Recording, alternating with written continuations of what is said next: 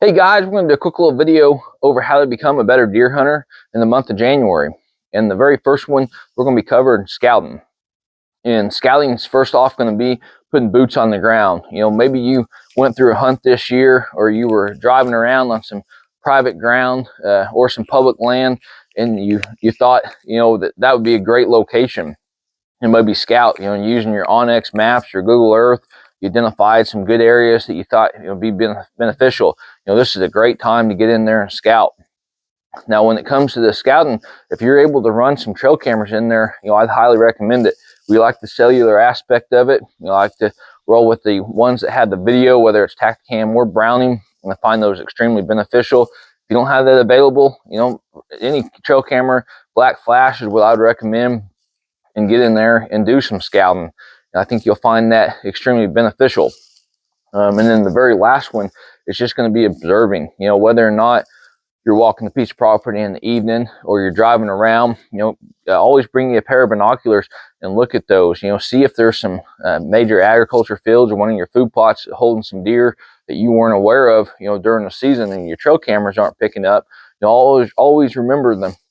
Bring those binoculars and, you know, just observe. And, you know, one thing that I always like to do is I'll go in here late season, or go out late season and look at a lot of the major wheat fields, identify, you know, what deer and how many deer are actually utilizing that.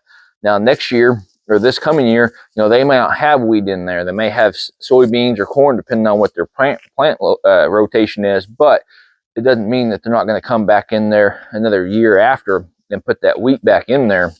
And so always kind of keep that in, you know, back of your mind there, and that should work out very well. Now, before we move on to the second one, I do want to thank this week's video sponsor, Brad Hill State Farm out of Monett, Missouri. I will do a quick little video for him, and then we'll move on to number two. Building a life is different for everyone, because everyone is different. That's why State Farm is there. Contact Brad Hill for a quote today.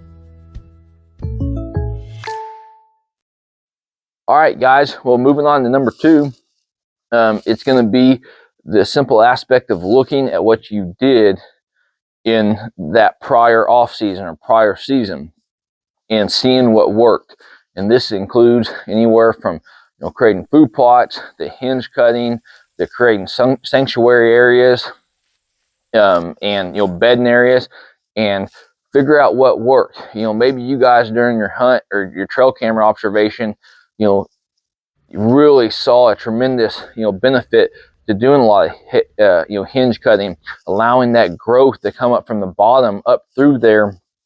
And it provided a lot of vegetation for not only deer, but turkeys and other wildlife. You know, maybe you want to add that into, you know, some additional portions of your piece of private ground, or maybe you want to make that particular area larger. You know, you kind of just got to look and see what worked. You know, maybe you did a small little kill plot and those deer just hammered that food plot, and you want to come in there with a bigger, you know, variety or a bigger food plot in general for them. We absolutely love rolling with the Nixa Hardware and Seed Company. Buck Salad is one of my favorite ones to plant in the fall, because you plant it in August and it will take you all the way through early spring into that April-May time period with some growth.